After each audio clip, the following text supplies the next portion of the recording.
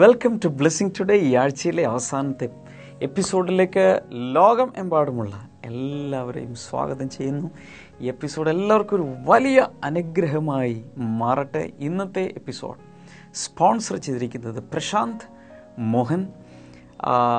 ജനുവരി 21 ജന്മദിനം അദ്ദേഹം ആഘോഷിച്ചു. എന്നാൽ ഇന്നാണ് ഇതിൻ്റെ ടെലികാസ്റ്റ് പോസിബിൾ ആയത്. നമുക്കൊരുമിച്ച് തന്നെയും കുടുംബത്തെയും അനുഗ്രഹിച്ച് ഈ സമയത്ത് നമുക്ക് പ്രാർത്ഥിക്കാം. നല്ല കർത്താവേ, പ്രശാന്തിനായി ഞങ്ങൾ ചേർന്ന് പ്രാർത്ഥിക്കുന്നു. ദൈവം കൊടുത്ത ആയുസ്സിനായും ആരോഗ്യത്തിനായും നന്ദി കർത്താവേ. ഈ ചെറുപ്പക്കാരനെ കർത്താവെ ഞങ്ങളെല്ലാവരും ചേർന്ന് അനുഗ്രഹിക്കുന്നു. യേശുവിന് വേണ്ടി ഒത്തിരി പ്രയോജനപ്പെടുന്ന ഒരു യുവാവാക്കി കർത്താവ് തന്നെ തീർക്കണമേ. തൻ്റെ ആയുസ് അനേകർക്ക് അനുഗ്രഹമായി മാറട്ടെ. കുടുംബത്തെ അങ്ങയുടെ നാമത്തിൽ അനുഗ്രഹിക്കുന്നു. ഒരു പുതിയ ഭവനം പണിയുവാൻ ആ കുടുംബത്തെ സഹായിച്ചതിനായി ഞങ്ങൾ ഒരുമിച്ച് ദൈവത്തിന് നന്ദി കരയറ്റുന്നു. തൻ്റെ സഹോദരിയുടെ കുടുംബത്തിനായി പ്രാർത്ഥിക്കുന്നു. പ്രവീണയെ അനുഗ്രഹിക്കുന്നു കർത്താവ്. സനലിനെ അനുഗ്രഹിക്കുന്നു. ദൈവം കൊടുത്ത കുഞ്ഞിനെ അലനെ ഞങ്ങൾ അനുഗ്രഹിച്ച് പ്രാർത്ഥിക്കുന്നു. എല്ലാ നന്മകളാലും കർത്താവ് കുടുംബങ്ങളെല്ലാം അങ്ങ് നിറച്ച് അനുഗ്രഹിക്കുന്നതിനായി നന്ദി. അനേകർക്ക് ഈ എപ്പിസോഡ് ഒരു അനുഗ്രഹമാകുന്നതിനാൽ ഈ കുടുംബത്തിലെ ഓരോ വ്യക്തികളെയും കർത്താവ് അനുഗ്രഹിച്ച് നിറച്ചതിനായി നന്ദി പറയുന്നു. യേശുവിൻ്റെ നാമത്തിൽ തന്നെ ആമേൻ, ആമേൻ. Many happy returns of the day Prashant. even if it is a belated birthday wishes. വൈകിയാണെങ്കിലും നല്ല ജന്മദിന ആശംസകൾ എല്ലാവരുടെയും പേരിൽ അറിയിക്കുന്നു. ദൈവം ധാരാളമായി അനുഗ്രഹിക്കട്ടെ. തുടർന്ന് കോട്ടയം ബ്ലെസ്സിംഗ് ഫെസ്റ്റിവലിൽ നൽകപ്പെട്ട സന്ദേശത്തിൻ്റെ തുടർച്ച, ഇന്നലെ നിങ്ങൾ കേട്ടു, അതിൻ്റെ തുടർച്ചയായ ഭാഗത്തേക്ക് നമ്മൾ പോവുകയാണ്. ഗോഡ് ദ ബെസ്റ്റ് ഗിവർ, ഏറ്റവും നല്ല ദാതാവായ ദൈവത്തെക്കുറിച്ച് കൂടുതൽ അറിയുക, ദൈവത്തിൽ നിന്ന് കൂടുതൽ പ്രാപിക്കുക. God bless U.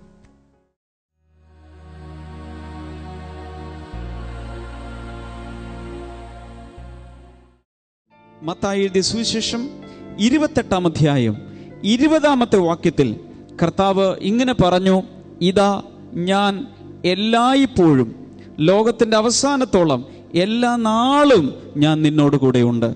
അടുത്തിരിക്കുന്ന ആളോട് പറയുക, യേശു എല്ലാ നാളും നിന്നോട് കൂടെ ഉണ്ട്. ഹല്ലേലൂയ. നീ ഭയപ്പെടരുത്, ഞാൻ നിന്നോട് കൂടെ ഉണ്ട് എന്ന അർത്ഥത്തിൽ ബൈബിളിൽ ഏകദേശം 365 പ്രാവശ്യം പരാമർശിച്ചിട്ടുണ്ടെന്നാണ് ചിലർ കണ്ടുപിടിച്ചിരിക്കുന്നത്. ഒന്നുകൂടി പറയട്ടെ, ഫിയർ നോട്ട്, നീ ഭയപ്പെടേണ്ട, ദൈവം നിന്നോടൊപ്പം ഉണ്ട് എന്ന അർത്ഥം വരുന്ന 365 പ്രാവശ്യം വാക്യങ്ങൾ ബൈബിളിലുണ്ട്. അപ്പോൾ ഒരാൾ പറഞ്ഞു 365 പ്രാവശ്യം ഉണ്ടെങ്കിൽ അത് ഓരോന്നും വർഷത്തിൽ ഓരോ ദിവസത്തേക്കും വേണ്ടിയായിരിക്കും. ജനുവരി 1 മുതൽ ഡിസംബർ 31 വരെ എല്ലാ ദിവസവും ദൈവം നമ്മോട് എന്താ പറയുന്നത്? ഭയപ്പെടണ്ട. കാരണം എന്താ? അവൻ നമ്മോട് കൂടെ ഉണ്ട്. ഇത് വിശ്വസിച്ചില്ലെങ്കിൽ ഭയപ്പെടും. അപ്പോൾ ഒരാൾ പറഞ്ഞു, അഥവാ ഇനി ഭയപ്പെടണമെങ്കിൽ ഫെബ്രുവരി 29 മാത്രം ഭയപ്പെട്ടാൽ മതി. അത് 4 വർഷത്തിൽ ഒരിക്കലേ വരൂ. ലീപ്പ് ഇയർ വരുമ്പോൾ, അതിവർഷം വരുമ്പോഴാണ് ഫെബ്രുവരി 29 വരുന്നത്. കാരണം അത് 366-ാമത്തെ ദിവസമാണ്. ആർക്കെങ്കിലും പേടിക്കണമെങ്കിൽ തന്നെ എന്ത് ചെയ്താൽ മതി? 4 വർഷത്തിൽ ഒരിക്കൽ ഫെബ്രുവരി 29 പേടിച്ചാൽ മതി. അതല്ലെങ്കിൽ എല്ലാ ദിവസവും ദൈവം നമ്മോട് എന്താ പറഞ്ഞുകൊണ്ടിരിക്കുന്നത്? നീ ഭയപ്പെടണ്ട, നീ ഭയപ്പെടണ്ട, ശക്തനായ ഞാൻ, എൻ്റെ ഭുജം നിന്നോട് കൂടെ ഉണ്ട്. ഏത് ഭയപ്പെടേണ്ട സാഹചര്യത്തിലും ഞാൻ നിന്നോട് കൂടെ ഇരിക്കും. എത്ര പേർക്ക് വിശ്വസിക്കാൻ കഴിയും? 2012 ഇന്ന് ഇത്രയും ദിവസമായി എല്ലാ ദിവസവും യേശു എന്നോട് കൂടെ ഉണ്ടെന്ന് വിശ്വസിക്കുന്നവരൊന്ന് കൈകൾ ഉയർത്തിപ്പിടിച്ച് കർത്താവിനോട് പറ, യേശുവേ എന്നോടൊപ്പം എല്ലാ ദിവസവും ഇമ്മാനുവേലായി കൂടെ ഇരിക്കുന്നതിനായി ഞാൻ നിനക്ക് നന്ദി പറയുന്നു. ഒരു വലിയ പ്രശ്നം വരുമ്പോഴോ ആ സമയത്തും ദൈവം ഒളിച്ചു പോയിട്ടൊന്നുമില്ല, ദൈവം ലീവ് എടുത്തിട്ടില്ല. പിന്നെ എന്താണ്? ആ സമയത്ത് നമ്മൾ പതറാതിരുന്നാൽ മതി. കർത്താവ് കൂടെ ഉള്ളത് ആ സമയത്ത് മനസ്സിലായിക്കൊള്ളും. ഹല്ലേലൂയ. മക്കളുടെ വിവാഹം വരുമ്പോൾ ചിലരൊക്കെ ആദ്യമായിട്ട് ആ മൂത്ത മോളുടെ വിവാഹം ഇതുവരെ നടത്തിയിട്ടില്ല, ഇത് എന്താകും, എല്ലാവരെയും വിളിക്കണ്ടേ, പൈസ തികയുമോ, ആ വീട്ടുകാർക്ക് എന്തായിരിക്കും, ഇങ്ങനെ ഭയങ്കര പേടിയാ. ഒന്നും പേടിക്കേണ്ട ആവശ്യമില്ല. കർത്താവ് പറയുന്നത്, കാനാവിലെ വീട്ടിൽ ഞാൻ നിന്ന് അഥവാ എന്തെങ്കിലും കുറവുണ്ടെങ്കിൽ അതുകൂടി പരിഹരിച്ചതുപോലെ ഞാൻ നിന്റെ വീട്ടിൽ ഇനി ആ വിവാഹം എല്ലാവരും ഓർക്കത്തക്ക രീതിയിൽ മംഗളകരമായി ഭംഗിയായി ഞാൻ നടത്തിത്തരാം. എത്ര പേർക്ക് വിശ്വാസമുണ്ട്? ഇതുപോലെ സകല കാര്യങ്ങളും നടത്തിത്തരുവാൻ ദൈവത്തിന് സാധിക്കും. വിശ്വാസം കൂടാതെ ദൈവത്തെ പ്രസാദിപ്പിക്കുവാൻ ആർക്കും സാധ്യമല്ല. ഹല്ലേലൂയ. നമ്മൾ വിശ്വസിച്ചാൽ മാത്രം മതി. അവൻ നമുക്ക് വേണ്ടി പ്രവർത്തിച്ചിരിക്കും. ഹല്ലേലൂയ. അതുകൊണ്ട് കർത്താവ് നമുക്ക് വേണ്ടി തൻ്റെ സമയം നൽകുന്നവനാണ്. Praise God. തൻ്റെ സാന്നിധ്യവും തൻ്റെ സമയവും നമുക്ക് വേണ്ടി നൽകുവാൻ ദൈവം തയ്യാറാണ്. Praise God. കർത്താവ് തരുന്ന കാര്യങ്ങളുടെ പട്ടിക കാറ്റഗറൈസ് ചെയ്തെടുത്താൽ അതൊരു വലിയ നീണ്ട ലിസ്റ്റാണ്. പക്ഷേ ഇത് കേട്ടെങ്കിൽ മാത്രമേ നമുക്ക് നന്ദിയുള്ളവരായി ദൈവത്തിന് വേണ്ടി ജീവിക്കാൻ സാധിക്കും. അതുകൊണ്ടാണ് ഞാനിതെല്ലാം പ്രസംഗിക്കുന്നത്. അടുത്തതായി കർത്താവ് നമുക്ക് നൽകിയിരിക്കുന്നത് ഇറ്റ് ഈസ് ഹിസ് വേർഡ്, ദൈവത്തിൻ്റെ വചനം. The word of God is power packed. ദൈവത്തിൻ്റെ വചനത്തിനകത്ത് എന്തുണ്ട്? ശക്തിയുണ്ട്. അത് ഒത്തിരി പേർക്ക് അറിയില്ല. യോഹന്നാൻ 6:63 വാക്യത്തിൽ യേശു പറയുന്നത്, ഞാൻ നിങ്ങളോട് സംസാരിച്ച വചനങ്ങൾ ജീവനും ആത്മാവുമാകുന്നു. അതിൻ്റെ അർത്ഥം യേശു പറയുന്ന വാക്കുകളിൽ എന്തെല്ലാമുണ്ട്? ജീവനുണ്ട്, ആത്മാവുണ്ട്. പക്ഷെ ചുമ്മാ വാരിക വായിക്കുന്നത് പോലെ വായിക്കരുത്.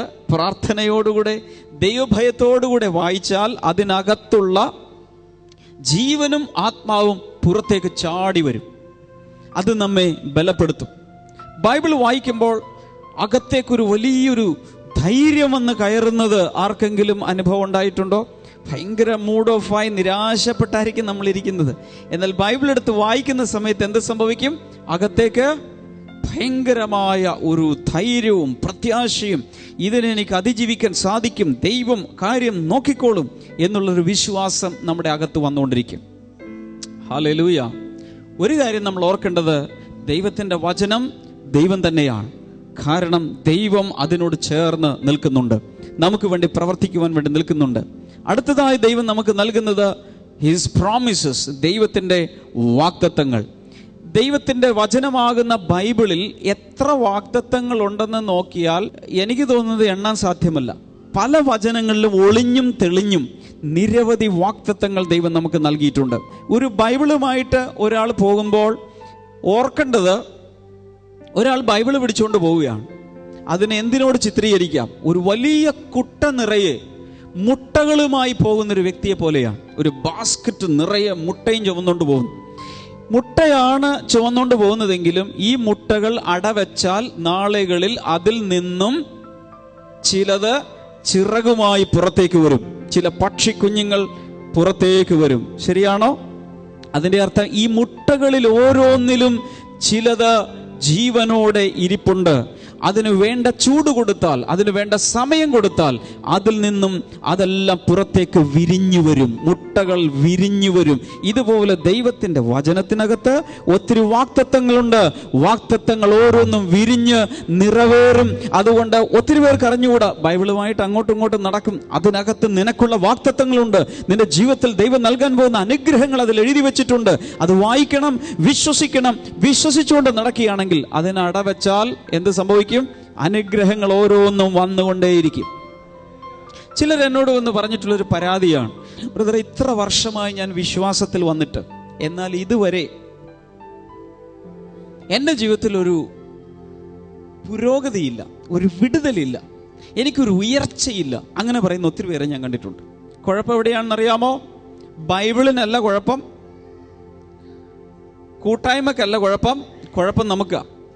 ഈ ബൈബിളിനകത്തുള്ള വാഗ്ദത്തങ്ങൾ എനിക്കുള്ളതാണെന്നൊന്ന് വിശ്വസിക്കാൻ തുടങ്ങിയാൽ നിന്റെ ജീവിതത്തിൽ ഓരോ വാഗ്ദത്തങ്ങളും വിരിയാൻ തുടങ്ങും.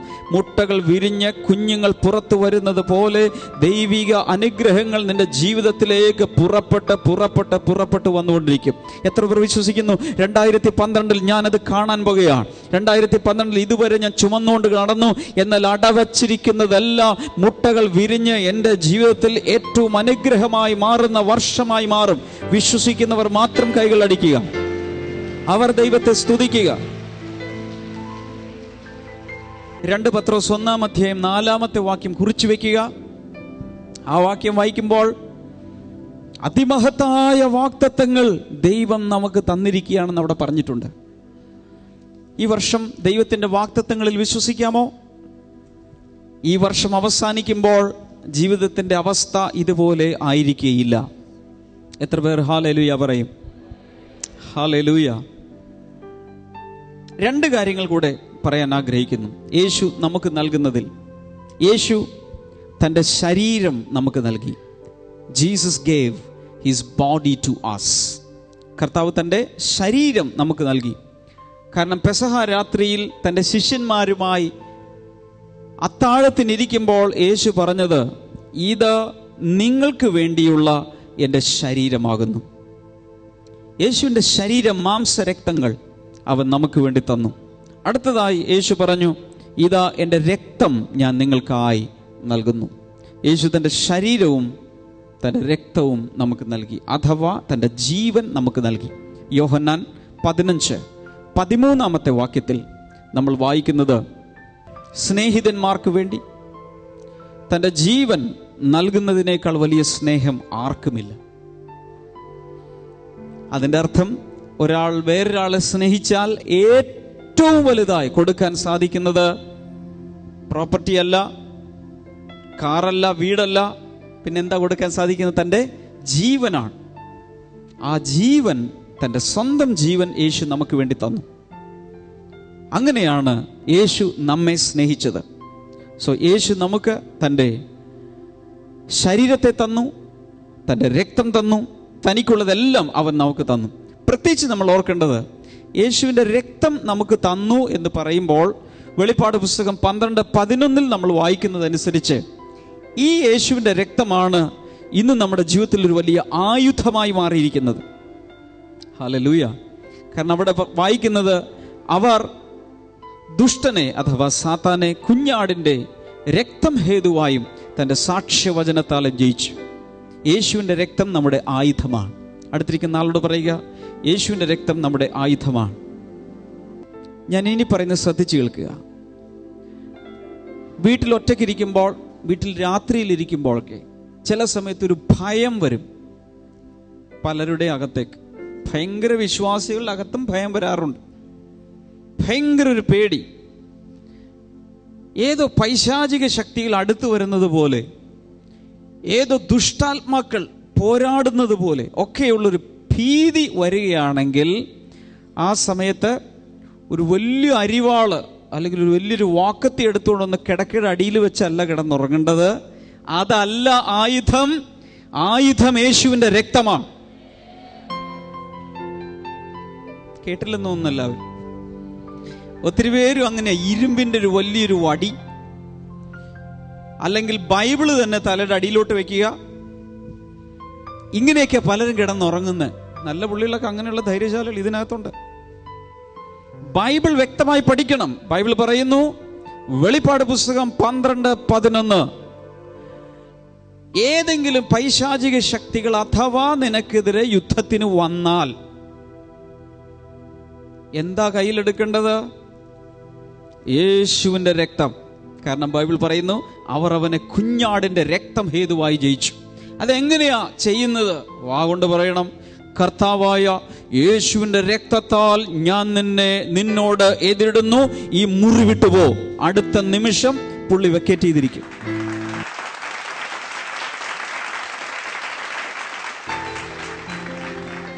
ഹല്ലേലൂയ. അടുത്തിരിക്കുന്ന ആളോട് പറ, ഇനി വാക്കത്തി ഒന്നും എടുക്കണ്ട, യേശുവിൻ്റെ രക്തം എടുത്താൽ മതി. അടുത്ത ആളോടൊന്ന് പറഞ്ഞു, ഇരുമ്പായുധം ഒന്നും എടുക്കണ്ട. ഇരുമ്പായുധം കണ്ടല്ല സാത്താൻ ഓടുന്നത്. സാത്താനെതിരെ പിടിച്ചു നിൽക്കുവാൻ ചെയ്യേണ്ടത് ഒന്ന് യേശുവിൻ്റെ രക്തം, യേശുവിൻ്റെ നാമം, വചനം, ഇതൊക്കെ എടുത്തുകൊണ്ട് നിൽക്കേണ്ടത്. കാരണം പൗലോസ് പറഞ്ഞു, ഞങ്ങളുടെ പോരിന്റെ ആയുധങ്ങൾ ജഡീകങ്ങളല്ല. ഇംഗ്ലീഷിൽ പറഞ്ഞിരിക്കുന്നത്, the weapons of a warfare are not carnal or worldly. ഈ ലോകത്തിൽ യുദ്ധത്തിന് വേണ്ടി ചിലർ വാളെടുക്കും, ചിലർ കുന്തമെടുക്കും, ചിലർ പീരങ്കി എടുക്കും, ചിലർ മിസൈൽ എടുക്കും, ചിലർ ബോംബെടുക്കും. ഇതൊക്കെയാണ് ഈ ലോകത്തിൻ്റെ ആയുധങ്ങൾ. ഇതുകൊണ്ടല്ല ഞങ്ങൾ പോരാടുന്നത്. ഞങ്ങളുടെ പോരിൻ്റെ ആയുധങ്ങൾ ജഡീകങ്ങളല്ല, പിന്നെ ആത്മീയമാണ്, സ്വർഗീയമാണ്. ആ ആയുധങ്ങളെക്കുറിച്ച് ഞാൻ പറയുന്നത്. ഇവിടെ ഇരിക്കുന്ന എല്ലാ ദൈവമക്കളുടെ കയ്യിൽ ഈ ആയുധങ്ങൾ വേണം. എന്ത് വേണം? ഒറ്റയ്ക്ക് ഭയം വരുമ്പോൾ എന്ത് വേണം? ഉടനെ യേശുവിൻ്റെ രക്തം വാ കൊണ്ട് പറയുക, വിളിച്ചു പറയുക. ആ സമയത്ത് തന്നെ സകല പൈശാചിക അന്തരീക്ഷവും നിന്നെ വിട്ടും, നിന്റെ മുറി വിട്ടും, നിന്റെ ഭവനം വിട്ടും, അതിര് വിട്ടും മാറിയിരിക്കും. പണ്ട് ഓർക്കുന്നുണ്ട്, ഇസ്രായേൽ ജനം മിസ്രയീമിൽ നിന്നും അഥവാ ഈജിപ്തിൽ നിന്ന് പുറപ്പെടുമ്പോൾ ആ രാത്രിയിൽ ദൈവം അവരോട് പറഞ്ഞു, കുഞ്ഞാടിനെ അറുത്ത് നിങ്ങൾ പെസഹ ആചരിച്ച ശേഷം ആ കുഞ്ഞാടിന്റെ രക്തം എന്ത് ചെയ്യാനാ പറഞ്ഞത്? കട്ടിളവാതിക്കൽ ഹിസോപ്പ് തണ്ടുകൊണ്ട് പൂശി വയ്ക്കുക. കുഞ്ഞാടിന്റെ രക്തം കാണുന്ന ഭവനങ്ങളിൽ സംഹാരദൂതൻ പ്രവേശിക്കുകയില്ല. പുതിയ നിയമത്തിൽ അതിന്റെ അർത്ഥം, യേശു കുഞ്ഞാടിന്റെ രക്തത്തിൽ വിശ്വസിക്കുന്ന ഒരു വ്യക്തി ഒരു വീട്ടിലുണ്ടെങ്കിൽ ആ വീട്ടിൽ ഒരു സംഹാരദൂതൻ വരികയില്ല. ഒരു ദേശശക്തി നിന്നെ തൊടുകയില്ല. അടുത്ത വീട്ടിൽ കയറുമായിരിക്കാം, നിന്റെ വീട്ടിൽ വരില്ല. കാരണം യേശുവിന്റെ രക്തവുമായി നീ നിൽക്കുക. ഹല്ലേലൂയ! എത്ര പേർക്കത് മനസ്സിലായി? എത്ര പേരുടെ കയ്യിലുണ്ട് യേശുവിന്റെ രക്തം? പിന്നെ എന്തിനാ ഭയപ്പെടുന്നത്? 2012 തീരുമാനിക്കണം, ഞാൻ സാത്താനെ ഭയപ്പെടില്ല, സാത്താൻ എന്നെ ഭയപ്പെടും. കാരണം യേശുവിന്റെ ചോരയുമായിട്ടാണ് ഞാൻ നിൽക്കുന്നത്. Praise God. അന്നൊക്കെ ഈ യാഗം കഴിച്ച ശേഷം രക്തമെടുത്തിട്ട് അവരുടെ ശരീരത്തിലൊക്കെ ഒന്ന് പുരട്ടും. മനസ്സിലായോ? മാത്രമല്ല, ആരാധിക്കാൻ വരുന്ന ജനത്തിന്റെ മേൽ ഈ രക്തത്തിൽ ഹിസോപ്പ് തണ്ട് മുക്കിയ ശേഷം ഇങ്ങനെ തളിക്കും. മനസ്സിലാവുന്നുണ്ടോ? അപ്പൊ ആരാധന കഴിഞ്ഞ് പോകുന്നവരെ കണ്ടാലറിയാം. പഴയ നിയമത്തിൽ ദേവാലയത്തിൽ നിന്നും ആരാധന കഴിഞ്ഞ് പുറത്തേക്ക് വരുന്നവരെ കണ്ടാലറിയാം. എങ്ങനെ അറിയാം? അവര് ഡ്രസ്സിൽ എന്തുണ്ടായിരിക്കും? പറഞ്ഞോ? രക്തമുണ്ടായിരിക്കും. കാരണം പുരോഹിതൻ അന്ന് ദൈവത്തിന് യാഗമർപ്പിച്ച കുഞ്ഞാടിന്റെ ചോര ഇവരുടെ മേൽ ഇങ്ങനെ തളിച്ചിട്ടാ വിടുന്നത്. അപ്പൊ പോകുന്ന വഴിയിൽ ആരെ കണ്ടാലും അറിയാം ആരാധന കഴിഞ്ഞാ വരുന്നത്. ഒരു കാര്യം അറിയാമോ? കോട്ടയം ബ്ലെസ്സിങ് ഫെസ്റ്റിവൽ കഴിഞ്ഞ്, ഇത് പറയുമ്പോൾ തന്നെ ഒരു വലിയൊരു അഭിഷേകം എനിക്ക് ഫീൽ ചെയ്യും. കോട്ടയം ബ്ലെസ്സിങ് ഫെസ്റ്റിവൽ കഴിഞ്ഞ് ഇവിടെ നിന്ന് അങ്ങ് പുറത്തേക്ക് ഇറങ്ങുമ്പോൾ നിന്റെ മേൽ യേശുവിന്റെ ആത്മീയ രക്തം തളിച്ചാ വിടുന്നത്. പോകുന്ന വഴിക്ക് ഒരു വ്യക്തിക്കും, ഒരു ദുഷ്ടനും, ഒരു സാത്താനും നിന്നെ ഒന്ന് ഒളിഞ്ഞു നോക്കാൻ പോലും സാധ്യമല്ല. അതുപോലെ യേശുവിന്റെ ചോരയാൽ മുദ്ര വെച്ച് കർത്താവ് നിന്നെ വിടുകയാണ്. പിന്നെ ഒരു കുഴപ്പമുണ്ട്. ഇതൊക്കെ ആയിട്ടാണ് പോകുന്നതെങ്കിൽ യേശുവിന്റെ ചോരയുടെ ശക്തി നമുക്കറിഞ്ഞുകൂടാ. പക്ഷെ സാത്താൻ അറിയാം. നമുക്കറിഞ്ഞുകൂടാ ഞാൻ ഇതൊക്കെ ആയിട്ടാ പോകുന്നതെന്ന്. പക്ഷെ നമ്മൾ കൂടി ഒന്ന് അറിഞ്ഞാൽ ഭയമില്ലാതെ ജീവിക്കാം. ഹല്ലേലൂയ! അടുത്തിരിക്കുന്ന ആളോട് പറയാം, 2012 തികച്ചും വ്യത്യസ്തമായ വർഷമാണ്. പറഞ്ഞ അടുത്ത ആളോട്, അടുത്തിരിക്കുന്ന ആളെ പരിചയം വേണമെന്നില്ല, പറഞ്ഞോ, ആരുമായിക്കോട്ടെ പറഞ്ഞോ. 2012 വ്യത്യസ്തമായ വർഷമാണ്. കാരണം അത് ജയത്തിന്റെ വർഷമാണ്. യേശുവിന്റെ രക്തമാകുന്ന ആയുധമെടുത്ത് സാക്ഷ്യവചനവുമായി, ദൈവത്തിന്റെ വചനവുമായി ആ വാളും ഊരിപ്പിടിച്ചുകൊണ്ട് യേശുവിന്റെ നാമമെന്ന ഗോപുരത്തിനകത്ത് നിൽക്കുന്ന വർഷമത്തെ ഈ വർഷം ജയാളികളുടെ വർഷമാണ്. തോൽവിയുടെ ആത്മാവ് വിട്ടിറങ്ങിപ്പോട്ടെ. ജയത്തിന്റെ ആത്മാവിൽ നിന്റെ ചങ്ക് നിറയട്ടെ.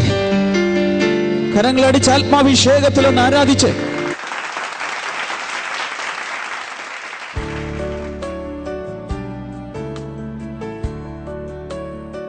സിസ്റ്റർ വരുന്ന കാണക്കാരി എന്നാണ്.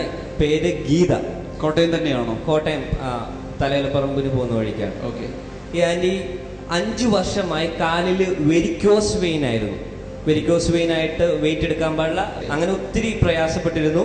കഴിഞ്ഞ ഇവിടുത്തെ മീറ്റിങ്ങിന്, ഇവിടെ KPS മെനോൻ ഹാളിൽ നടന്ന മീറ്റിംഗിൽ വന്ന് പ്രാർത്ഥിച്ചു. കഴിഞ്ഞ മാസമാണോ അതിന്റെ മുമ്പിലത്തെ മാസം? അതെ, കഴിഞ്ഞ മാസം നമുക്ക് ഉണ്ടായിരുന്നില്ല, അതിന്റെ മുമ്പിലത്തെ മാസം ഇവിടെ വന്ന് പ്രാർത്ഥിച്ചു. അപ്പൊ തന്നെ വേദന കുറഞ്ഞു. IMA ഹാളിലെ നമ്മുടെ മീറ്റിംഗിൽ തുടർച്ചയായി വന്നുകൊണ്ടിരുന്നു. ഇപ്പൊ പറയുന്ന ആ വേദനകളെല്ലാം മാറി. ഇപ്പം മണ്ണെടുക്കുന്നുണ്ട്, കല്ല് ചുമന്നുകൊണ്ട് പോകുന്നുണ്ട്, യാതൊരു പ്രശ്നമില്ലെന്നാണ് ആന്റി പറയുന്നത്. കൈകളടിച്ച് യേശുവിന് നന്ദി പറയുന്നു. കർത്താവേ, ഈ സൗഖ്യത്തിനായി നന്ദി പറയുന്നു. ഇനിമേലിൽ ഈ ശരീരത്തിൽ ആ രോഗം തിരികെ വരികയില്ല. ഞങ്ങളെല്ലാവരും ചേർന്ന് ഈ സഹോദരി ഇപ്പോൾ അനുഗ്രഹിക്കുന്നു. യേശു കർത്താവിന്റെ നാമത്തിൽ ആമേൻ. ഇന്നത്തെ പ്രോഗ്രാം സ്പോൺസർ ചെയ്ത പ്രശാന്ത് മോഹനോടുള്ള എല്ലാ ബ്ലെസ്സിംഗ് ടുഡേ പ്രേക്ഷകരുടെയും പേരിലുള്ള നന്ദി പ്രത്യേകിച്ച് അറിയിക്കുന്നു. God bless U. തുടർന്ന് നമുക്ക് ഒരുമിച്ച് പ്രാർത്ഥിക്കാം. നല്ല കർത്താവേ, ഇന്നത്തെ ഈ പ്രോഗ്രാം കണ്ട ഓരോ വ്യക്തികൾക്കായി പ്രാർത്ഥിക്കുന്നു. ഇൻ്റർനെറ്റിലൂടെ കാണുന്നവർക്ക് വേണ്ടിയും പ്രാർത്ഥിക്കുന്നു. അങ്ങയുടെ അനുഗ്രഹങ്ങളാൽ നിറയ്ക്കണമേ കർത്താവെ. വലിയ സൗഖ്യങ്ങളും വിടുതലുകളും അത്ഭുതങ്ങളും ഇപ്പോൾ നടക്കട്ടെ. ഹൈപ്പർ ആക്റ്റീവായ കുഞ്ഞുങ്ങൾക്ക് വേണ്ടി പ്രാർത്ഥിക്കുന്ന മാതാപിതാക്കൾ, അടുക്കൽ നിങ്ങളുടെ കുഞ്ഞുങ്ങളുണ്ടെങ്കിൽ കൈവയ്ക്കുക. ഓവർ ആക്റ്റീവായിട്ടുള്ള ആ കുട്ടികൾ കർത്താവ് യേശുവിൻ്റെ നാമത്തിൽ അവരുടെ എല്ലാ ചേഷ്ടകളും അവരുടെ ആക്ടിവിറ്റീസ് എല്ലാം നോർമലായി മാറേണ്ടതിനായി പ്രാർത്ഥിക്കുന്നു. അത് മുഖാന്തരം ഒത്തിരി അവർ പ്രയാസപ്പെടുന്നുണ്ടല്ലോ. യേശു കർത്താവിൻ്റെ നാമത്തിൽ വലിയ വിടുതലുണ്ടാകട്ടെ, വലിയ വിടുതലുണ്ടാകട്ടെ കർത്താവെ. അത്ഭുതകരമായ വിടുതലുകൾക്കായി നന്ദി പറയുന്നു. Thank you Jesus. വയറിനകത്തുള്ള ഫൈബ്രോയിഡ് സിസ്റ്റുകൾ യേശുവിൻ്റെ നാമത്തിൽ ഇപ്പോൾ സൗഖ്യമാകട്ടെ.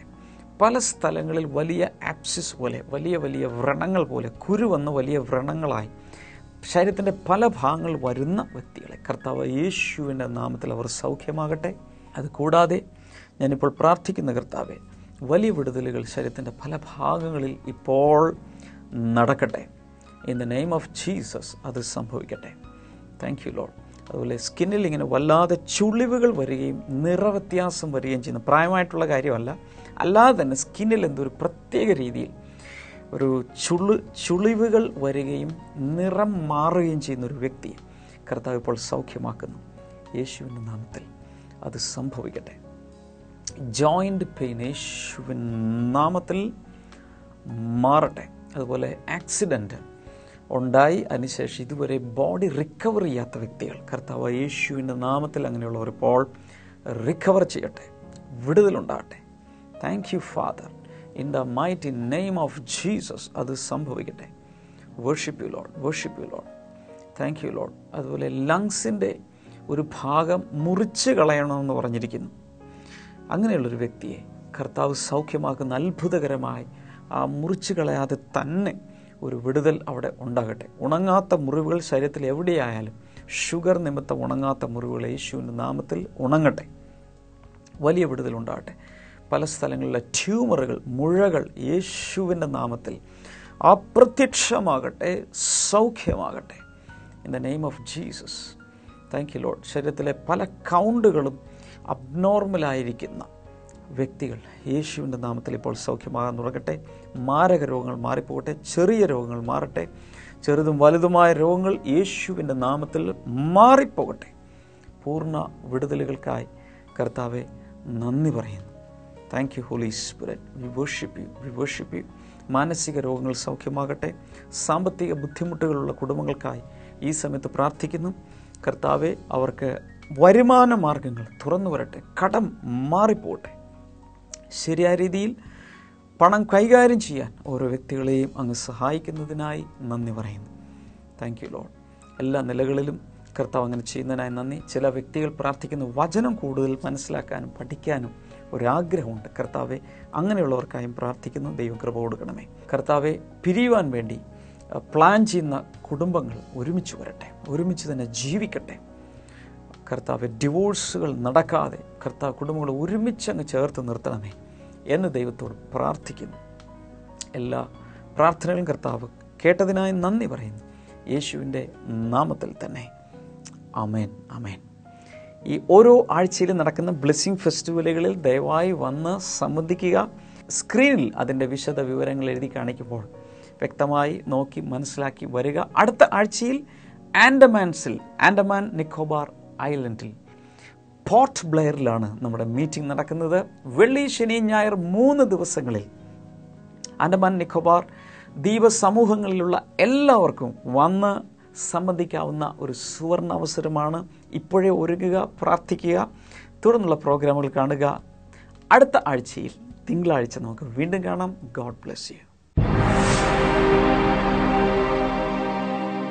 Welcome to Bible and new.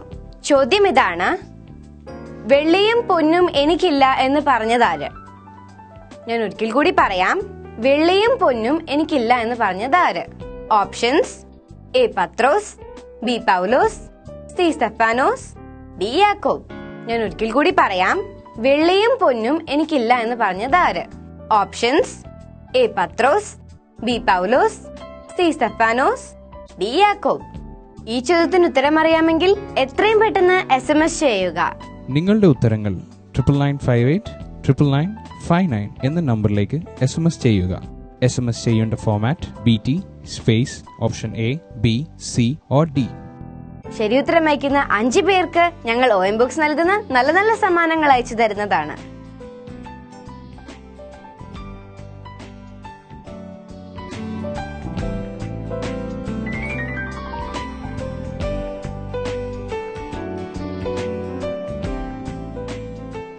നാളത്തെ ബൈബിൾ ന്യൂ കാണാൻ മറക്കരുതേ.